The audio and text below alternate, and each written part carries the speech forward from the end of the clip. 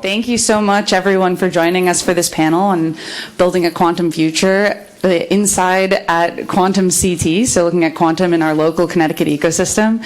My name is Shannon Anderson. I'm on the business development team here at Yale Ventures, and I'm really excited to hear this conversation. I'm going to introduce our moderator, Ray Smets, who's the CEO of Quantum Circuits, Inc., right here in Connecticut. I'll pass it off to Ray now to introduce the rest of our panelists. Thank you, Shannon. Thank you very much. It's really great to be here. I'm not just here in Connecticut. Quantum Circuits is based right here in New Haven, just down the street. So it's a very short walk over to here, and I'm really privileged to be here with an amazing group of panelists to talk about the future of quantum here in Connecticut. And we've got the right crowd to talk about it. It's a super important topic. It's important for me as an executive of a quantum company that's building a full-stack quantum computing solution with something very different and something very novel and unique built right here at Yale, founded by a Yale professor, Dr. Rob Schoelkopf, and his group, and a very close relationship with Yale Ventures. So this is a success story waiting to happen, but it's going to get compounded logarithmically, if you will, with QuantumCT. So I consider quantum circuits a very important part of what we're doing here in New Haven in Connecticut. And I've told Dr. Green a few times that I'd like us to be the crown jewel, one of the best examples of what we can do with quantum in Connecticut, because this has been a really amazing ecosystem. We've done amazing things based right here in New Haven. So this is a very local friendly experience for us today. I'm going to try to make this interactive and fun. I'm not sure this is a fun topic, but this is a fun crowd. So what I'd like to do is kick off with a quick introduction for each person. I'll just say a couple of sentences for each person, and then we're just going to go ahead and start with some questions that I have prepared in advance. I'll do my best to come to you, so if you have a few questions, or if you really, really have a hot question that is following a topic we're covering, please raise your hand and wave at me, because I'll come over your way and we can kind of keep the conversation going. So first, I'd like to introduce Dr. Albert Green, President and CEO of QuantumCT. Dr. Green is a seasoned technology and business leader with over 30 years of experience turning advanced technologies into market-shaping products. As CEO of QuantumCT, you're the guy who's doing all the work to build the ecosystem here in Connecticut. And it takes a village, so it's going to take some time. You also are responsible for having led Kent Displays to global success with over $200 million in e-writer sales, and you're a physicist with 26 patents. Dr. Green has also founded companies, advised startups, championed innovation initiatives at the intersection of science, strategy, and entrepreneurship. So welcome, Dr. Green. I'd also like to introduce Christine Karagiannis-Broadbridge. Thank you so much for letting me get that wrong. Executive Director of Research and Innovation at Southern Connecticut State University, and also Connecticut State Colleges and University Center for Nanotechnology. Dr. Broadbridge is a physicist and a leader in material sciences and nanotechnology with a PhD from Brown. And you've held many different roles at Yale and UConn and led over 25 federally funded STEM projects. Pretty amazing background. So it's a real privilege to have you here as well. To Dr. Broadbridge's right, we have Dr. Michael Crair. He's the Vice Provost for Research at Yale University. I hope everybody knows who that is here. And also the William Ziegler Professor of Neuroscience and Ophthalmology. He oversees research strategy, infrastructure, and innovation across the university and chairs the board of QuantumCT.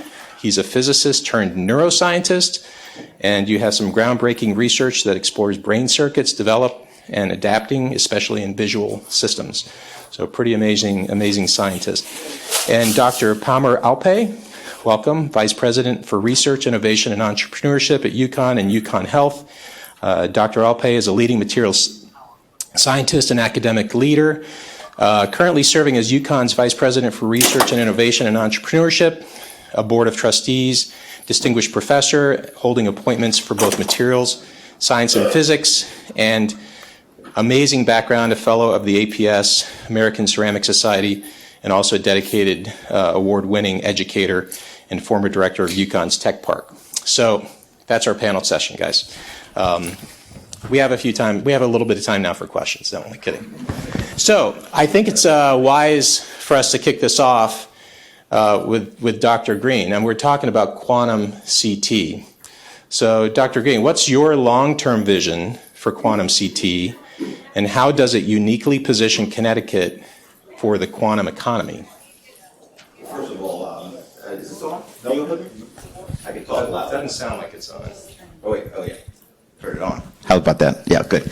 Yeah, so first of all, it does take a village, and the folks here are really the folks that launched this initiative. I'm just happy to be a part of it at this point. But, so I'd like to think about, try to get our ABCs right. And from a QuantumCT's perspective, I think in terms of agility, so A, agility, B, boldness, and C, collaborative. And that's really what I think QuantumCT is really going to be about in the long run and as we launch. And what do I mean by each of those? From an agility standpoint, being agile, look, quantum technology right now is moving as fast as it can possibly be going at this point. I mean, every day there's an announcement of some new breakthrough and some new standard that's being set. But ultimately, as in these kinds of game-changing technologies, we really don't know what the killer apps are going to be. And from a QuantumCT's perspective, we need to be agile so that we can position ourselves and build an ecosystem that can really extract value from whatever those killer apps really are.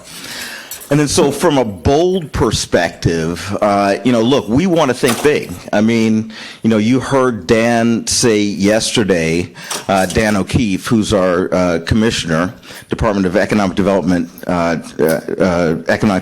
Commissioner, that, we have a right to win.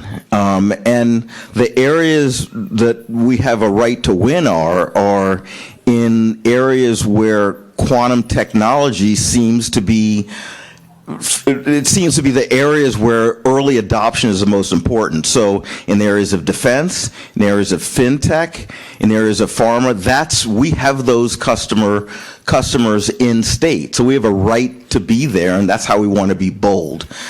And in being collaborative, we're about what we call use-inspired research. And so we want to craft real-world solutions using the innovations that quantum technology provides. So collaborative for us means working with the end users, which happen to be in state. Some are in state, some may not be in state, but to be collaborative so that we're actually solving real-world problems. So that would be my vision for QuantumCT. That's a great introduction. Thank you very much, Dr. Green. So I agree. There's a lot of noise in the system. People ask me all the time, so quantum's big, but when is it going to happen? Well, the next significant wave after AI is quantum. So when we talk to investors and customers, everybody's got to get on the bandwagon. So I'll offer this up to the remainder of the board, maybe to comment behind Dr. Green. So with all of the noise in the system in other technologies, including quantum, why should participants and practitioners in this quantum economy come to Connecticut? I'll start with Dr. Pamir. Let me get the discussion going. Quantum is really small, not very big, really, right? So if you think about it, everything happens at a very, very small length scale. And a lot of times when we talk about quantum technologies, you go into a realm that we don't really understand very well, but we know how to make things work at that level. That's what the beauty of quantum technologies are. A lot of the things that we currently use some of these technologies, right? These are your cell phones, these are your GPS systems, these are a lot of the telecommunications and computing power comes from things that are happening at the quantum level. As you further decrease this, there are a lot of other things that are happening, and that's where the excitement is. extremely fast computing, ultra-sensitive sensors, and instantaneous communication is going to be at our fingertips. And we want to be right there making use of these newer technologies as we move forward. And one of the things that we started talking about with Mike as we embarked on this journey 3 years ago was, how do we bring the research excellence that exists at Yale and UConn together to make use of these technologies to push our businesses forward. And we have the end users, as Al mentioned. It's the folks in the defense sector that are all around us. It's the folks that are in financial technologies and in pharmaceutical sciences, overall in physical, in health and life sciences, that could be immediate users of these technologies without waiting for a quantum computer to come online. Good answer. So you were kind to me in not mentioning how many years I've been at this. But I will say that to your point of why Connecticut, I've been in Connecticut for over 30 years, and it is the land of innovation. And so when I first came to Connecticut, I had the benefit of working with Professor T.P. Ma as one of the faculty members at Yale, who was really a pioneer in integrated circuits. And he placed people, he placed workforce at Intel, at other industries that are still there, that are probably, some of them are here at this summit, and likewise at UConn as well. So as the state of innovation, I would say that integrated circuits is a place where Yale and UConn has really, we've seen that transformation from the 90s to now. And so where are we now? I would say we're there with quantum. And if you think about the transformation that we saw with what happened in the 90s, I mean, I saw it with my students. I actually taught a course, believe it or not, on what was going to happen when we had the internet, right? And how that was going to change their lives. And so we're poised right now for it to change society. And then as far as innovation goes, Pamir and Al both mentioned, we have the industries in the state that are going to benefit, right? If you think about biotech, finance, those are all, and you're going to hear, I think there's a panel right after this on pharmaceuticals, right? Those are industries that are very strong in the state, right? And so to think of that intersection and that transformation, I think the timing is perfect for Connecticut. Thank you. Mike, do you have a point you'd like to make? No, I think they summarized it great. Okay. So stole all my words. I do have a question then for you, and maybe we can share that with Pamir too. So both Yale and UConn are anchors in this ecosystem without a doubt. So how are you guys working together? I think we're working together great.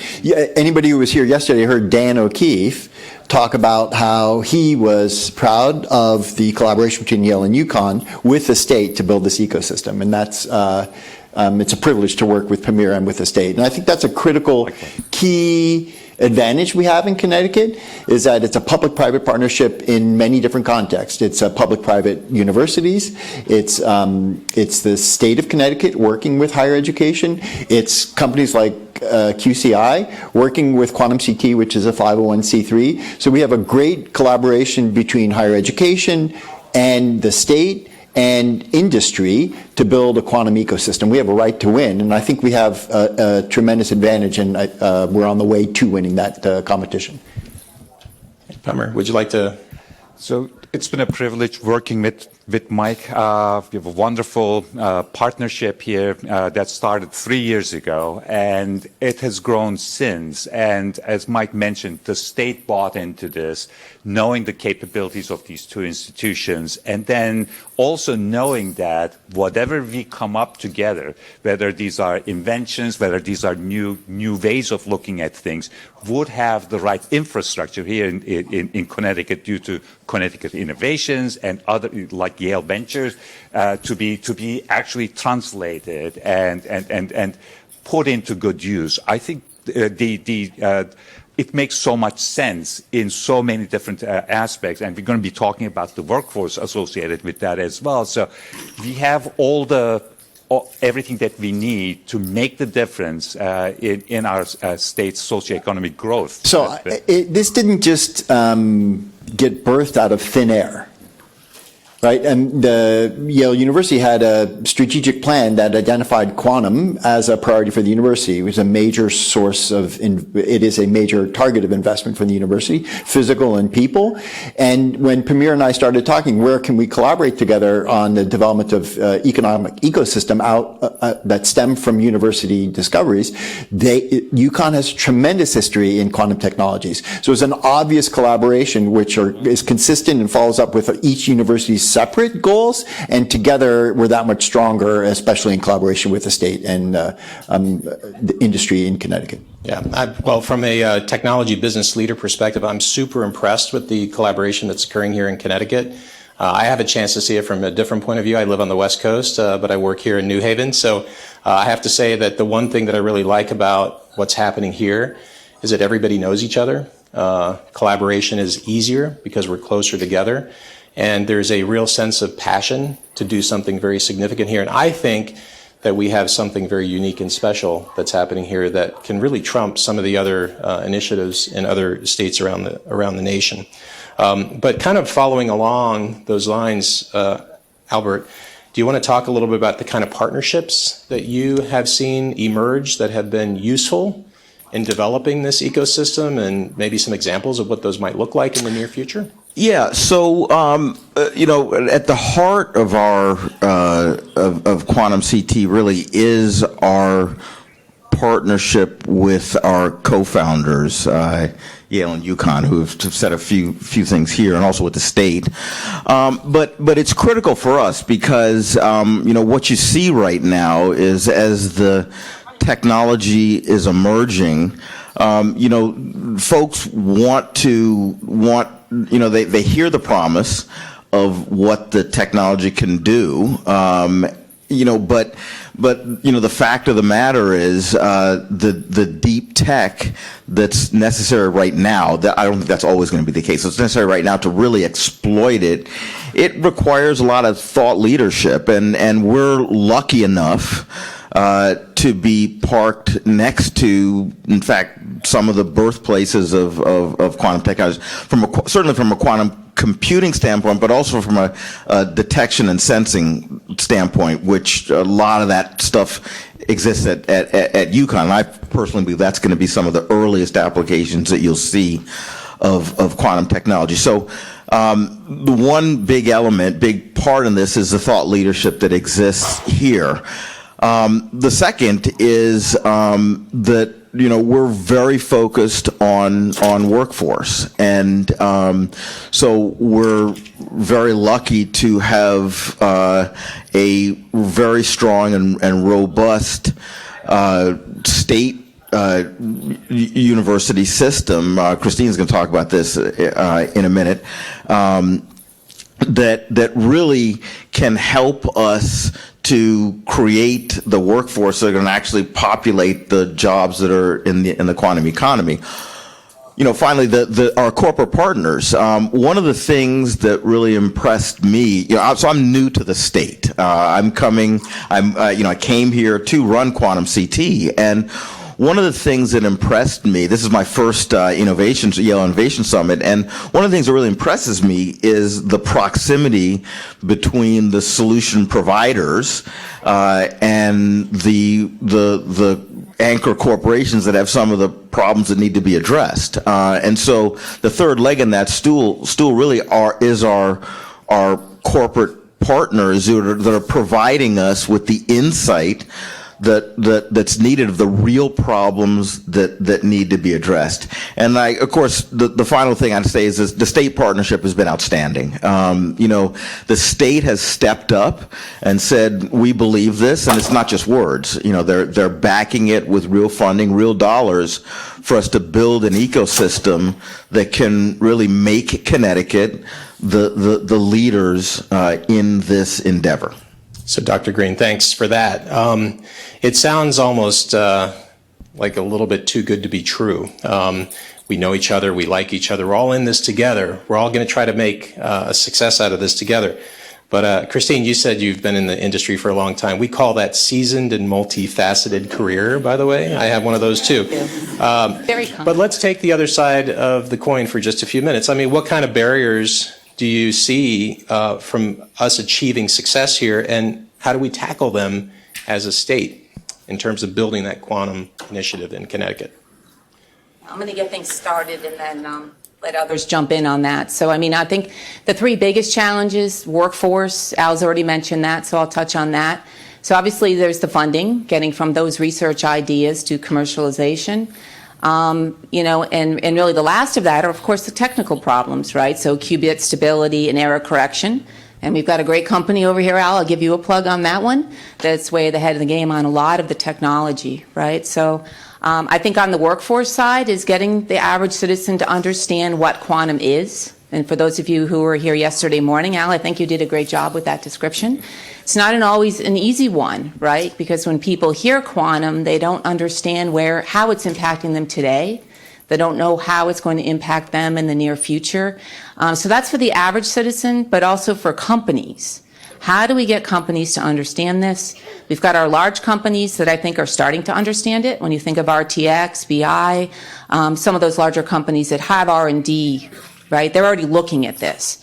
But what about middle-sized companies, small companies who don't have time or energy to think about it, right? So I think that's a big challenge. We're seeing that right now with AI, right? I went to a panel earlier today where I think that giving small companies, how do they have the time to be able to think about retooling and being ready for this wave that is coming?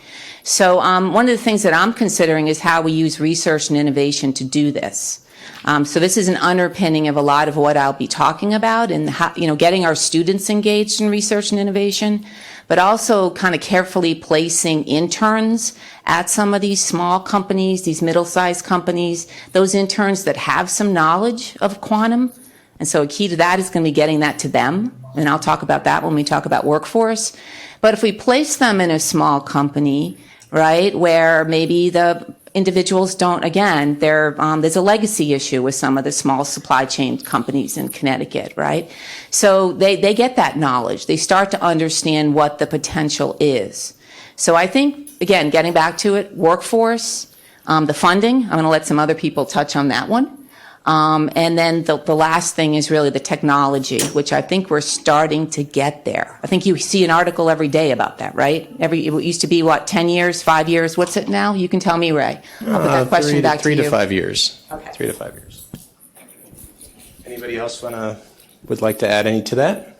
So on the workforce angle, I have to credit Christine and her team working tirelessly in the last 2 years to get things going in terms of how a curriculum in the age of quantum would look like, starting from high school, really. Has been critical in terms of getting things ready for the quantum age.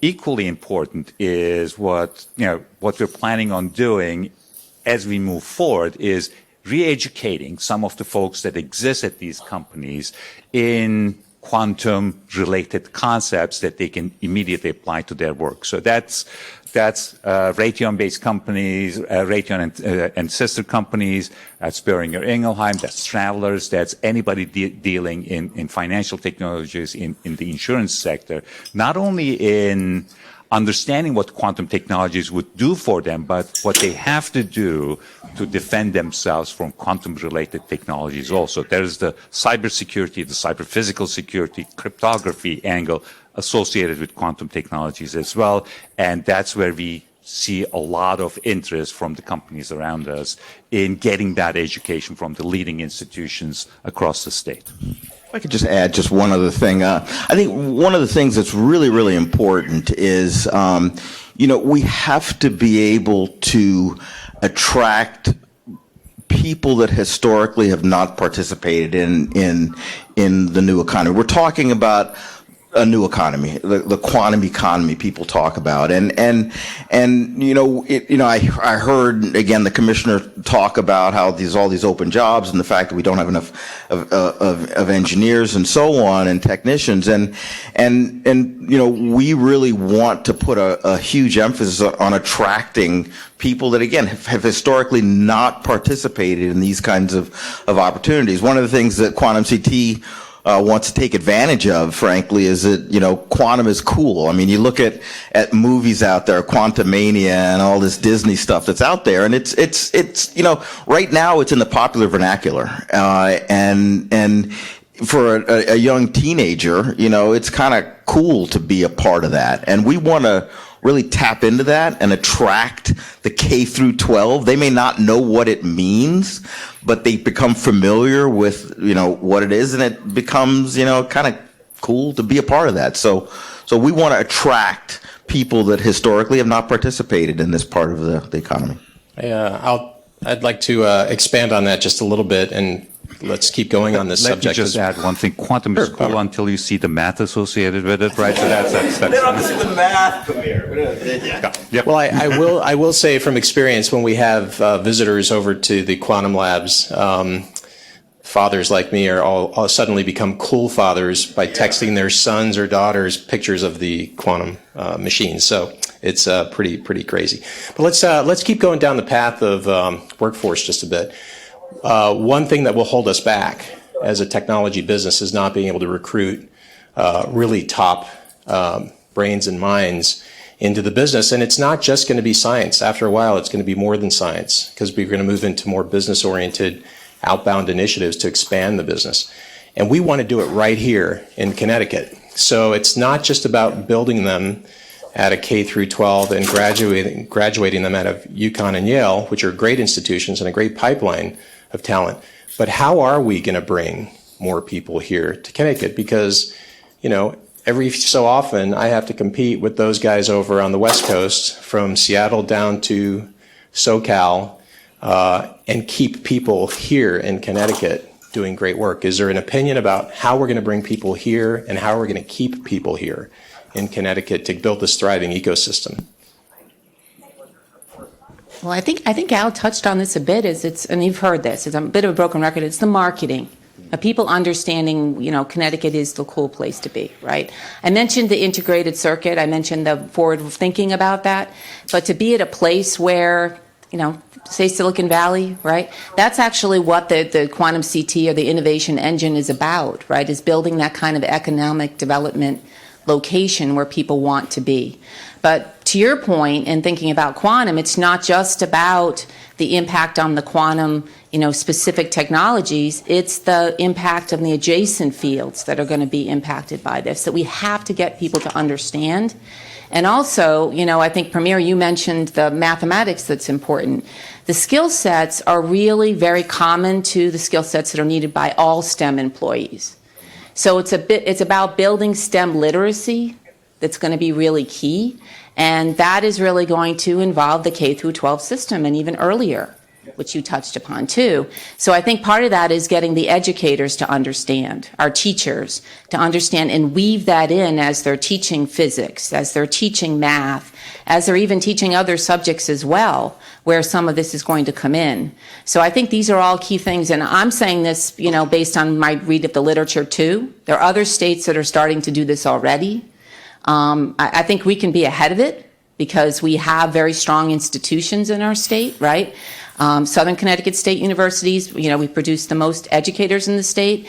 University of Connecticut is doing a wonderful job with training teachers. We're doing what's called early college. You probably have heard about this, where students can get credits at high school as well as college credits at the same time, right? So getting more and more students early, in building that STEM workforce is hugely important. It's not only going to help the quantum industry, but it's going to help a lot of the industries in Connecticut that are adjacent, that are really important. Good topic. Mike, you want to add anything to that?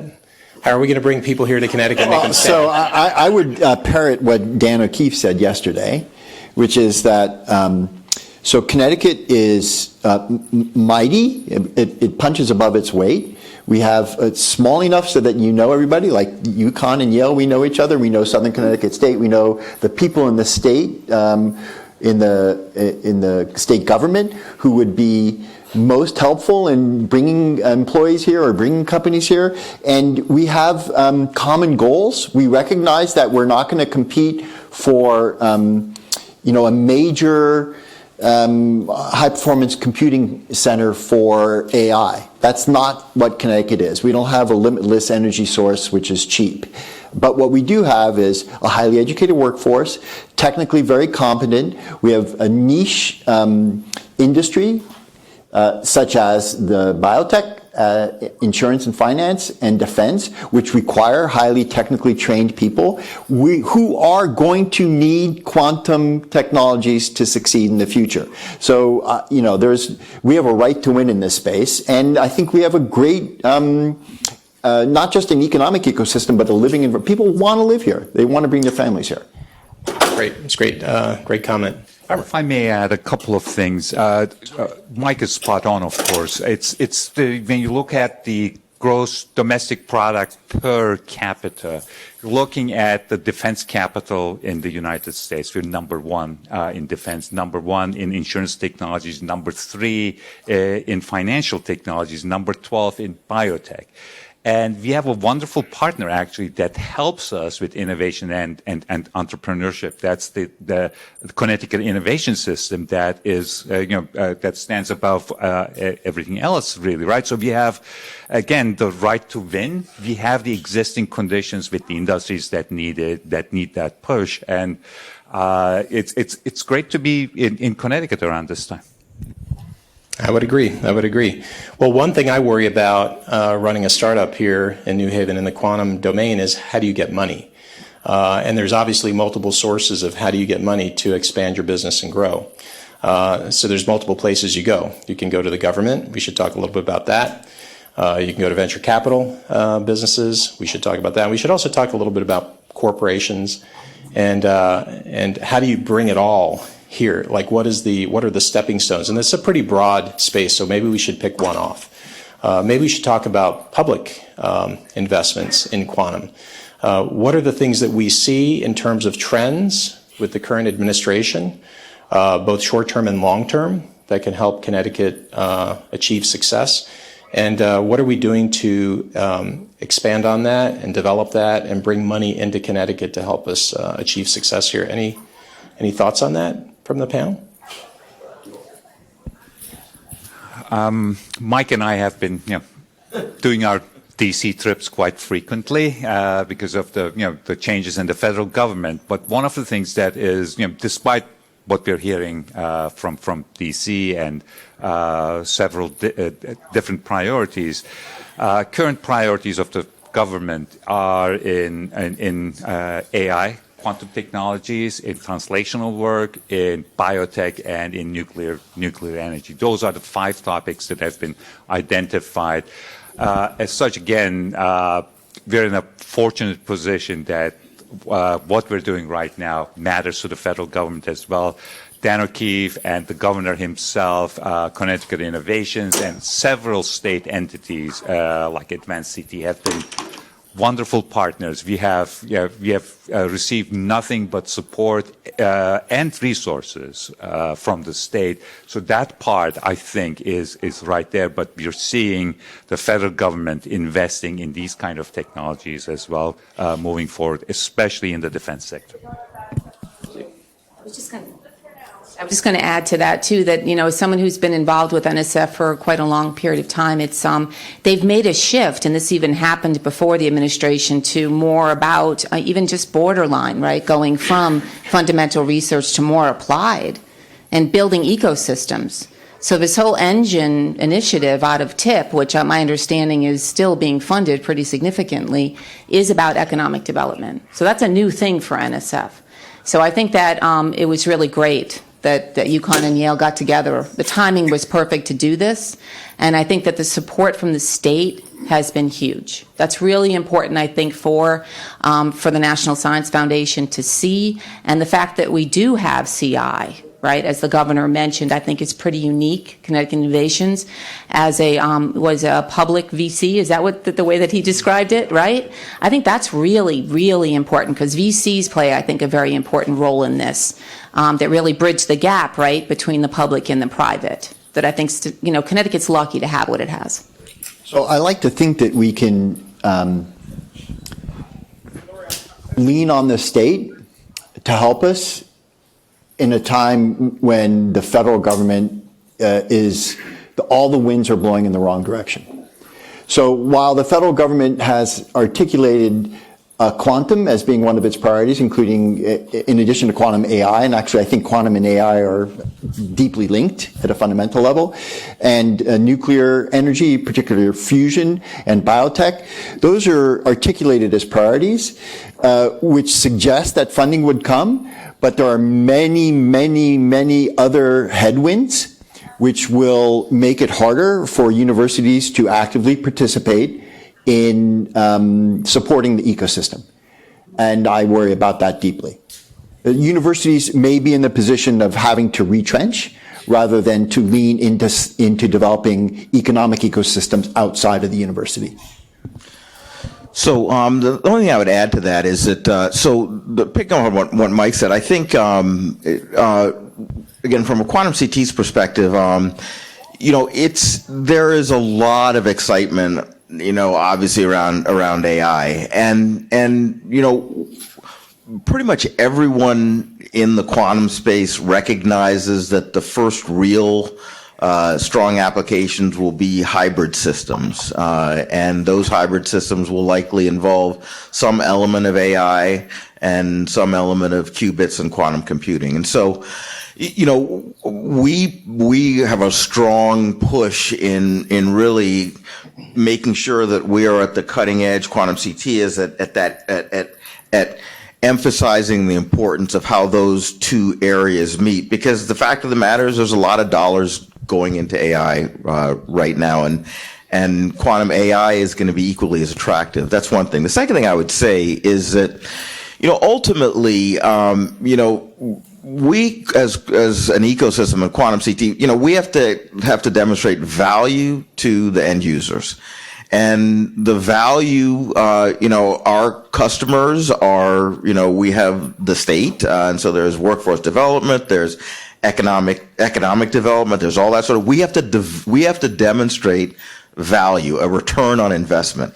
Second thing is corporations. I mean, corporations are going to invest in things that benefit their bottom line, and so it's capitalism. We're happy to participate in that and to position ourselves so that we benefit people that are going to utilize the quantum technology. So, and they will continue to do that as long as we continue to show value. So we're very market focused in that way. So I like to draw an analogy, and some of you heard this analogy before, and so forgive me if you have. I think of the analogy between Yale and UConn as a little bit like what happened in Silicon Valley 30, 40 years ago. There was UC Berkeley and Stanford. And Silicon Valley and the major tech companies in Silicon Valley were born out of Stanford and UC Berkeley. The Steves that formed Apple, one was a UC Berkeley engineer and one was a Stanford associated entrepreneur. So Silicon Valley and the tech boom was born out of those higher institutes of higher education. So we have the opportunity to do that here in Connecticut through quantum technologies and leveraging the unbelievable minds here at Yale who are discovering amazing things and often just need to be exposed to the questions from a commercial perspective, from an industrial or a corporate perspective, about what are they trying to apply? What questions are they trying to solve? This sort of use-inspired research. And I've already seen here at Yale many faculty not realizing that their discoveries had direct applications in industry and embracing the opportunity to take their discoveries and translate them into goods, services, therapies for the benefit of society. That's what QuantumCT is all about, developing that ecosystem. Having said that, if you're here, I assume you all recognize the power of institutes of higher education for promoting technologies and commercialization of those technologies. This is a Yale Ventures event, after all. What the federal government is doing is undermining universities' ability to support economic development through discovery. And it will be increasingly hard for institutes of higher education to do this in the absence of support from the federal government. And as Al said, return on investment from corporate partners is too long and too small at the scale that the universities do research for them to support that work. That's what the federal government has done for the last 80 years and what they're withdrawing from. So we are undermining our ability to translate discoveries in an academic context into technologies for the good of society. And I'm deeply concerned about that. Yes. Mike, thanks for your very honest opinion about that. From my point of view, when I look at where money comes from to support businesses like us, obviously state government's important, venture capital is important, independent, companies who pay for the use of.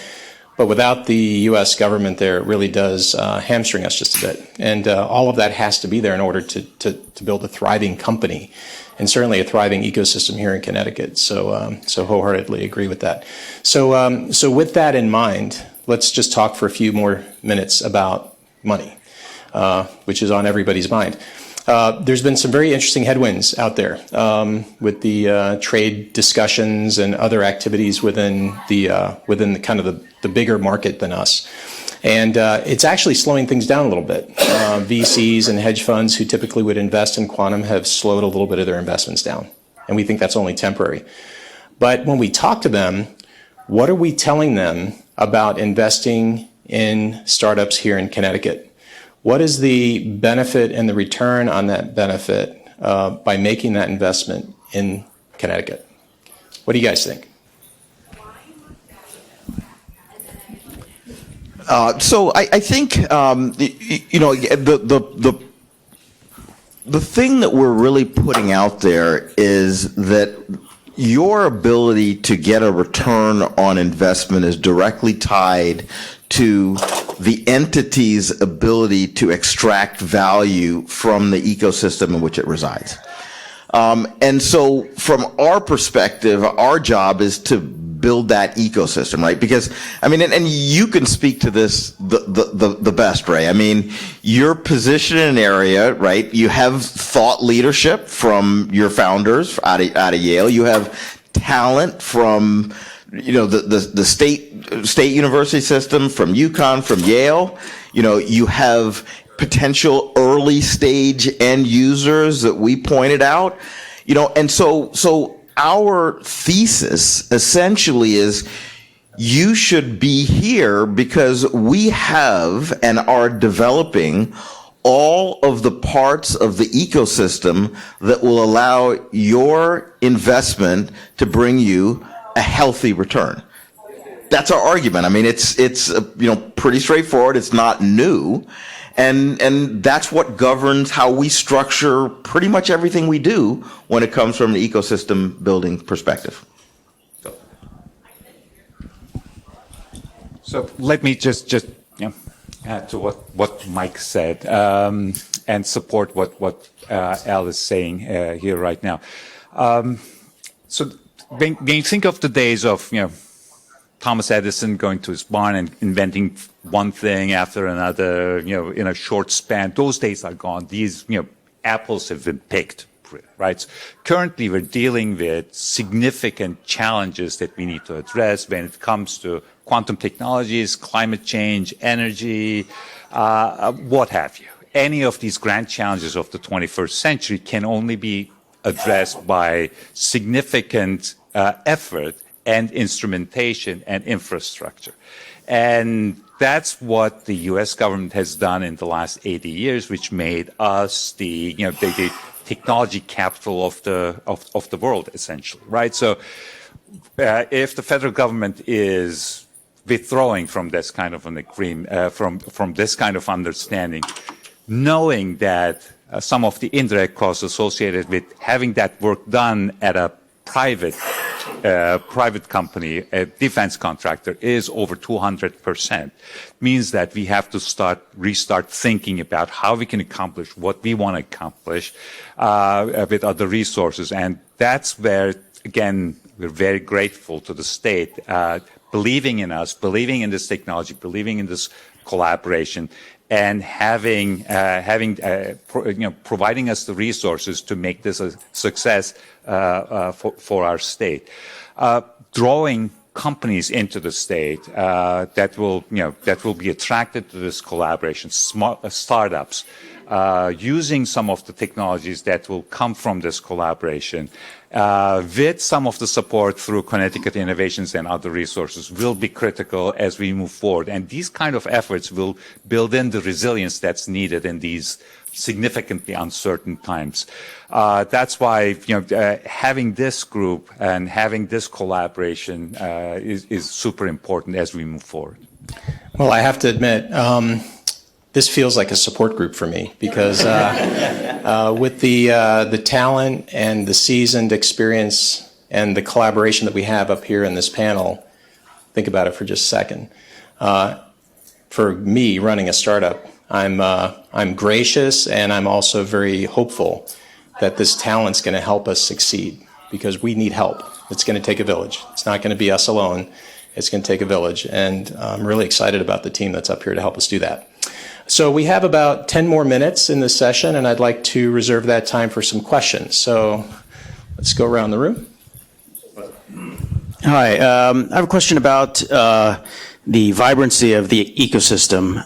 We always talk about Silicon Valley. In economics, there's a debate about the effect of non-compete clauses and how Massachusetts used to have a very vibrant information technology industry, and it was eventually supplanted by Silicon Valley because in California, non-compete clauses are unenforceable, but in Massachusetts they are. And to what extent is that an issue in Connecticut in terms of attracting people? Because if you're trying to attract somebody from outside and they go to a company, but there's a non-compete clause, they might be they might not want to come because they won't have a job if they're separated.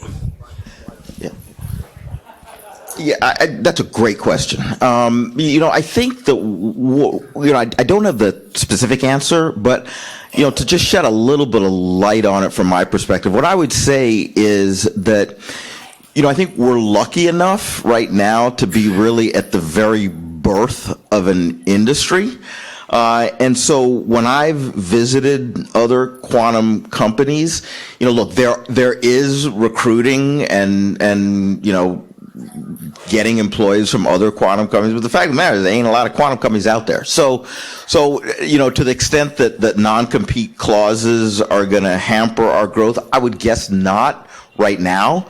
In the future, we should be informed that is something that we ought to pay attention to. But, building off of what Christine said, I mean, basically, the skill set of people that we're going to be looking at are across the ecosystem in all kinds of various STEM, related jobs. And so, my hope is that you can attract the people without those clauses. But Ray, you probably have a much better perspective. I hear that McCooey guy's pretty smart. Might he know the answer to this question in Connecticut?